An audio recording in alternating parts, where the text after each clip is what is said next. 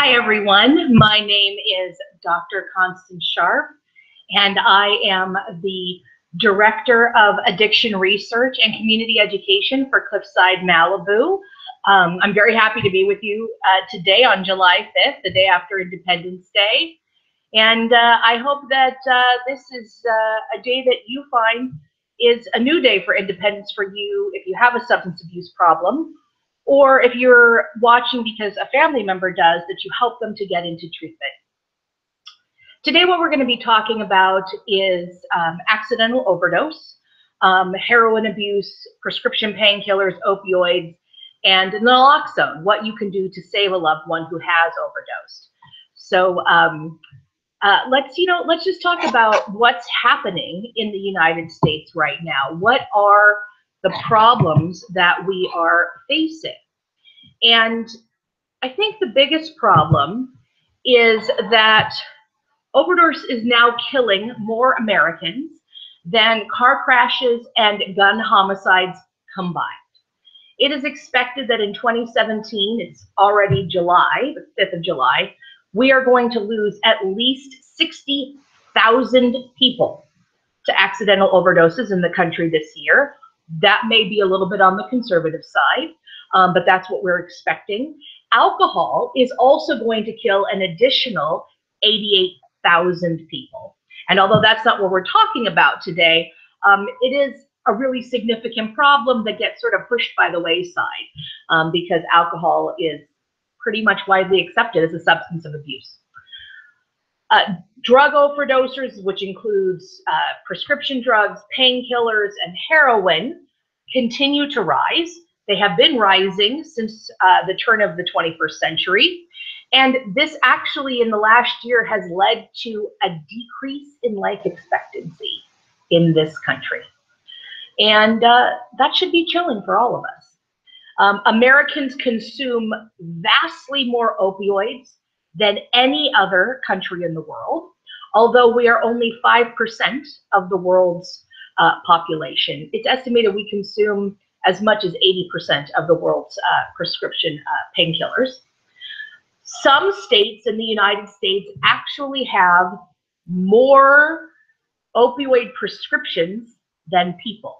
So if you can imagine, just for the sake of ease of numbers, a state with 1 million people, that's, you know, adults, elderly, children, men, women, doesn't matter, 1 million people could have 1,200,000 prescriptions for opioids, more than one per person. And, you know, to me, that's mind-blowing. What could we possibly have hurting us that we need so many prescriptions? So it's a clear indication that these drugs are being overprescribed. The risk of dependence with opioids actually begins within less than a week of their use. Now, I don't want to demonize opioids completely. This class of drugs is wonderful for anesthesia. You know, I don't want to wake up when I have a surgery, right? And it's very good, they're very good on the whole for acute post-operative pain. And in most cases, you know, post-operatively, you might be in the hospital for a couple of days. And that's really what these medications are designed for. Unfortunately, routinely, these medications are prescribed for years for people with chronic pain conditions, even though the research does not bear out that they have any efficacy. In fact, Americans are saying that they're in more pain than they've ever been. And this may be in part because of the way opioids act in the brain, and they actually make pain worse over extended periods of time. Another problem that we're having across the country is that people are switching from painkillers, prescribed painkillers, as they get harder and harder to obtain and more expensive, and your insurance cuts you off and so forth. They're switching to heroin. Heroin is now widely available anywhere in the country, and it is cheap and it's easy to access. It used to be that you could only get heroin in the urban areas of the nation, and now that's no longer true. You can get heroin pretty much anywhere, rural, urban, suburban, it doesn't matter. The other problem that we're having related to pushing people from prescription drugs onto the street is that we now have fentanyl coming into the country. Now, fentanyl is many, many times stronger than heroin or sort of hydrocodone, oxycodone, the standard painkillers that people abuse. And particularly, we're understanding the Chinese cartels press fentanyl into tablets that look exactly like the pills for Valium or oxycodone or hydrocodone for other medications. So people don't necessarily know what they're taking. Fentanyl is so strong that first responders who come to give someone CPR when they've overdosed, for example, can actually be affected. And both the first responder may need Narcan, Naloxone, which is the overdose reversal drug, or the person who has taken the fentanyl can need many doses of Naloxone in order to be safe. So we're talking about some very serious problems that come from pushing people off of traditional painkillers that you get, from the pharmacy onto street drugs.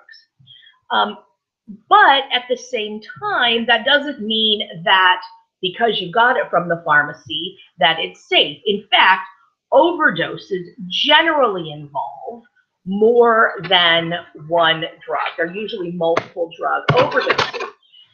One of the groups that we're seeing in terms of groupings of drugs together are opioids and benzodiazepines. So benzodiazepines are a group of drugs that essentially calm you down and put you to sleep. So benzos are used for hypnotics for sleep. They're used to reduce anxiety, to treat panic disorders. And some of the brand names include Librium, Valium, Xanax, Klonopin, Prosom, Ativan, Versed, Halcion, and many others. And for short-term use, they have valid uses. The problem is that many people feel like if they were given to me by a doctor, they're safe. And people don't necessarily get their drugs all from one doctor. When you mix opioids and benzodiazepines, you get a synergistic effect. So they amplify each other. And unfortunately, what causes these deadly overdoses is they amplify each other to depress respiration. So if you have something, you take something to reduce anxiety, it makes you breathe more slowly. And then you take a little bit of heroin or a painkiller or whatever, and that also depresses respiration. That's why people who take heroin, we call them, they go on the nod, they sort of fall asleep on you. Respiration becomes so depressed that the person actually stops breathing and they die. So what's interesting and also sad, frankly, is we're seeing a changing demographic in who is using and abusing these drugs. We're seeing a lot more women. In fact, at Cliffside right now, about 54% of our population is female, which doesn't go with the drug use trends, but which is slightly tilted to men. But we're seeing more and more women. And where are women getting these drugs? They're getting them actually very often from childbirth. So if you've had a particularly difficult birth or a cesarean section, and then maybe your child is colicky, you might be getting from one doctor painkillers and from another doctor sleep aids or something to reduce your anxiety. Maybe it's your first child, maybe it's a difficult child, maybe it's a special needs child. And so now we're really breeding a generation of women who are substance abusers. And I'll talk about in another broadcast what's happening to the children, because We're seeing a lot of these children, many of them, sometimes drug addicted at birth, are being dumped in the foster care system because their mothers can't care for them. We are also increasingly seeing young people, particularly young adults. Many of them are still living at home. I'm talking about people under the age of 29. That our population has skyrocketed. And the reason for that is these drugs kill much more quickly than drugs in the past. So for example, you know, most people 75, 80 years ago were alcoholics. And alcohol generally takes people, you know, longer to say, hey, I really have a problem than fentanyl, right? Because you're gonna die from that much more quickly than developing an alcohol problem over time. So we're really seeing young people at the very beginning of their lives. We're seeing a lot of women. We're seeing children displaced because of it. So it's really, you know, a very troubling situation. So what can you do, right? Because I'm here to talk about solutions. So what can you do? The first thing that I'm going to suggest to you is that if anyone in your household uses any sort of opioids, any sort of painkillers for more than a week, right? So if someone comes home from the dentist and they have a 2 or 3 day supply, less concerned. I'm less concerned. But for more than a week, you should have naloxone on hand, and everyone in the household needs to know where it is and how to use it. Now, naloxone is the generic name for Narcan. This is the overdose reversal drug. In your state, you may or may not need a prescription. It has largely been a prescription medication, but because so many people are dying of overdoses, some states have actually taken the action of allowing people to get it essentially over the counter from the pharmacy and put it in a place where everyone knows that it is, right? So if you have, you know, a loved one who's, you know, 23, 24, 25 years old, is living in your home, you know, abuses painkillers, they have friends maybe who come over, put the Narcan on the mantle, right? Put it, you know, near the toilet in the bathroom, because you want anyone to be able to grab it and administer it. You also really should consider having multiple doses on hand in case your loved one uses something like fentanyl and needs more than one dose. Narcan will not save your loved one without supportive treatment, but what it does is it brings them back long enough for us to give them supportive care and give them emergency medical treatment. So I really encourage you to have that on hand, and depending on your insurance, it may or may not pay for it. The other thing that I would really ask you to consider are non-opioidal pain treatment options, because there's a lot of research that there are activities that you can do that are far more effective, especially for the treatment of chronic pain, than opioid solutions. Now, this is a decision to be made between an individual and their doctor, and if you're, you know, have a condition and you say this opioids are for me, far be it for me to try to dissuade you. But there are alternatives, and before a doctor gives you a prescription for opioids, I would suggest to you that that you look at these alternatives. So what are some of them? One is acupuncture.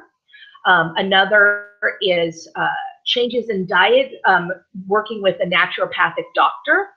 Another is yoga and meditation. Now, yoga and yogic breathing, not, you know, can I get into some weird pose, but yogic breathing, meditation, and acupuncture together have been shown to greatly reduce chronic pain, particularly back pain and arthritis. My own grandfather, he didn't know what acupuncture was, but he went regularly up until his death because it really helped with his arthritis. So alternative medicine complementary medicine has a lot to offer that opioids maybe don't. And the last thing I'd like to say is that there is no magic pill. You know, so many of us, we want there to be, you know, some easy solution. We want there to be an easy way for us to fix our problems. I don't want to hurt. And the easiest way for me to do that is to go, hey, you know, swallow a glass of water, take a pill. And I want to be better, right? But that's not really what's going on. Pain is there to tell us that we need to work on an issue, right? It might be that you got shot, right? Which happens far too much in America. It might be that you just had a baby. It might be that you had a bike accident. There are lots of reasons that we have pain, but we need to address what those reasons are instead of expecting for there to be some, you know, easy way to get out of it. If you have a problem with substance abuse, please, please reach out, get help. Our number's at the bottom of the screen, but get help wherever you can. I hope that you have a wonderful day and be good to yourselves.